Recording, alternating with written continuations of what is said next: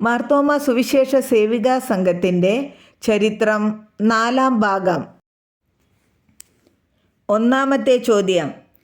മാർത്തോമാ സുവിശേഷ സേവികാ സംഘത്തിൻ്റെ ആസ്ഥാന ഭരണകേന്ദ്രം എവിടെയാണ്? ഉത്തരം തിരുവല്ല. രണ്ടാമത്തെ ചോദ്യം. ആദ്യകാലങ്ങളിൽ സേവികാ സംഘത്തിൻ്റെ ശാഖാ സെക്രട്ടറിമാരുടെ വാർഷിക സമ്മേളനം ഏതു പേരിലാണ് അറിയപ്പെട്ടിരുന്നത്? ഉത്തരം കന്നിയോഗം. മൂന്നാമത്തെ ചോദ്യം. സേവികാ സംഘത്തിൻ്റെ നേതൃത്വത്തിൽ യുവതികൾക്കായുള്ള സമ്മർ ക്ലാസ് എന്നാണ് ആരംഭിച്ചത്? ഉത്തരം 1951. നാലാമത്തെ ചോദ്യം. സേവികാ സംഘം കേന്ദ്ര കലാമത്സരം എന്നാണ് ആരംഭിച്ചത്? ഉത്തരം 1998. അഞ്ചാമത്തെ ചോദ്യം. സേവികാ സംഘം വനിതാ ബോധനയിലൂടെ പഠന പരമ്പര ആരംഭിച്ചത് എന്ന്? ഉത്തരം 2015. ആറാമത്തെ ചോദ്യം. സേവികാ സംഘത്തിൻ്റെ അടിസ്ഥാന ഘടകം ഏത്? ഉത്തരം ശാഖ. ഏഴാമത്തെ ചോദ്യം.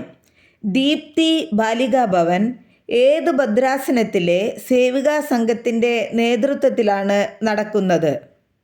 ഉത്തരം അടൂർ ഭദ്രാസനത്തിൻ്റെ.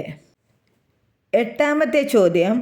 മോചന ലഹരി വിമോചന ചികിത്സാ കേന്ദ്രം ഏത് ഭദ്രാസനത്തിലെ സേവികാ സംഘത്തിൻ്റെ നേതൃത്വത്തിലാണ് നടക്കുന്നത്?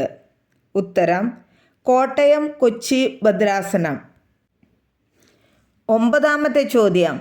ADWAC association for development of women and children, SSWAC society for the service of women and children ഏത് ഭദ്രാസനത്തിലെ സേവികാ സംഘത്തിൻ്റെ പ്രവർത്തനങ്ങളാണ്?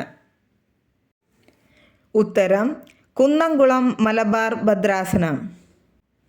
പത്താമത്തെ ചോദ്യം. മുംബൈ ഭദ്രാസനത്തിലെ സേവികാ സംഘത്തിൻ്റെ ആഭിമുഖ്യത്തിൽ നടത്തപ്പെടുന്ന പിപ്പൽപ്പാടയിലെ ഗേൾസ് ഹോസ്റ്റലിൻ്റെ പേര് എന്താണ്? ഉത്തരം മിത്രനികേതൻ. സേവികാ സംഘത്തിൻ്റെ ചരിത്രത്തിൻ്റെ അടുത്ത ഭാഗവുമായി ഉടനെ തന്നെ വരുന്നതാകുന്നു. ഈ ചാനൽ ആദ്യമായി കാണുന്നവർ ചാനൽ സബ്സ്ക്രൈബ് ചെയ്യുവാൻ മറക്കരുതേ. നന്ദി. ദൈവം നമ്മെ അനുഗ്രഹിക്കട്ടെ.